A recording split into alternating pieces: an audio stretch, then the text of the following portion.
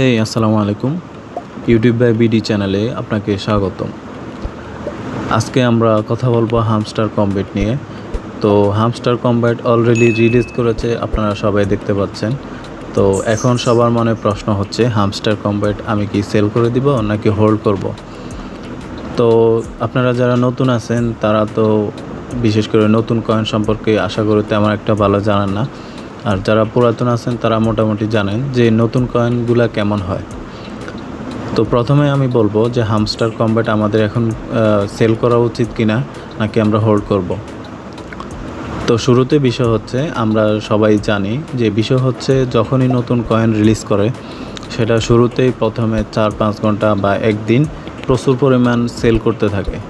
আর selling পাওয়ার অধিক পরিমাণ হওয়ার কারণে আমরা দেখতে পাচ্ছি যে আমাদের যে মাইনিংয়ের প্রজেক্ট কয়েন ছিল, আমরা যে পরিমাণ মাইনিং করেছিলাম সেটার প্রাইস অনেক কমে যায়। তো অনেকে কনফিউশনে থাকে, অনেকে কনফিউশনের মধ্যে পড়ে যায় যে কি করব, আমরা কি সেল করব না বাই করব। তো সেক্ষেত্রে বিষয় হচ্ছে, আপনার নতুন কয়েন যেহেতু সবাই মাইনিং করছিল এতদিন পর্যন্ত, কোম্পানিগুলো অধিক পরিমাণ এয়ারড্রপ দিছিল। তো সেক্ষেত্রে সবাই কি করে, যখন রিলিজ করে তখন সবাই রিওয়ার্ড পাওয়ার জন্য এটা সেল করা শুরু করে। এবং আমরা এখানে একটা জিনিস খেয়াল করব যে আমাদের এখানে সেলিং পাওয়ার যতক্ষণ পর্যন্ত বেশি থাকবে ততক্ষণ পর্যন্ত আমরা সেল করব না।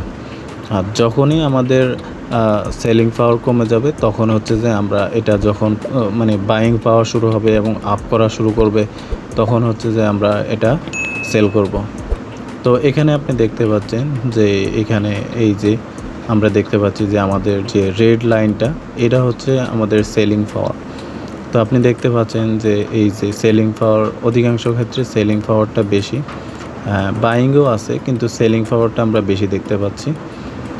তো এক্ষেত্রে আমরা দেখব যখন বাইং পাওয়ার অধিক পরিমাণ বাড়বে তখন আমাদের এই গ্রিন লাইনটি সবসময় বাড়তি থাকবে, 70%, 80% এরকম থাকবে।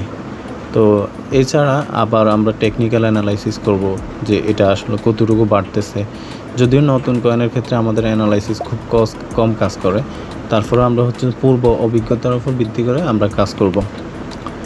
তো ওভারঅল বিষয় হচ্ছে, আমরা এখন আপাতত সেল না করি, আমরা কিছু সময় হোল্ড করে রাখি, দেন হচ্ছে যে বর্তমান প্রাইস থেকে বাড়লে তখন আমরা সেল করে দিব। এবং কতটুকু প্রাইস হলে আমরা সেল করব সেটা আসলে আপনি কতটুকু প্রফিট নেবেন সেই টার্গেট নিয়ে আপনি সেল করবেন। তো নর্মালি আপনি একটা টার্গেট রাখতে পারেন যে এখানে এখন বর্তমানে প্রাইস হচ্ছে, এখন দেখতে পাচ্ছেন 008। তো এখান থেকে 01 হলে আপনি সেল করে দিতে পারেন, মোটামুটি আপনার তখন একটা প্রফিট থাকতে পারে। তো সবাই ভালো থাকবেন। তো পরবর্তী ভিডিওতে আমি দেখাবো হচ্ছে কিভাবে নতুন কয়েন থেকে প্রফিট নিতে হয়, কিভাবে ডেইলি $50 থেকে $100 বা যাদের অ্যামাউন্ট বেশি তারা $500 কিভাবে নিতে হয় সেই টেকনিকটা আমি দেখাবো। সে পর্যন্ত সবাই ভালো থাকবেন। আপনি যদি নতুন হয়ে থাকেন আমাদের চ্যানেলটি সাবস্ক্রাইব করুন এবং আমাদের টেলিগ্রাম গ্রুপে জয়েন হতে পারেন, কারণ আমরা সব সময় একেবারে মার্কেটের ইনস্ট্যান্ট আপডেট টেলিগ্রাম চ্যানেলে দিয়ে থাকি। তো মার্কেটে আপডেট নিউজ পেতে আপনি আমাদের টেলিগ্রামে জয়েন হয়ে থাকুন। সে পর্যন্ত ধন্যবাদ, সবাই ভালো থাকবেন।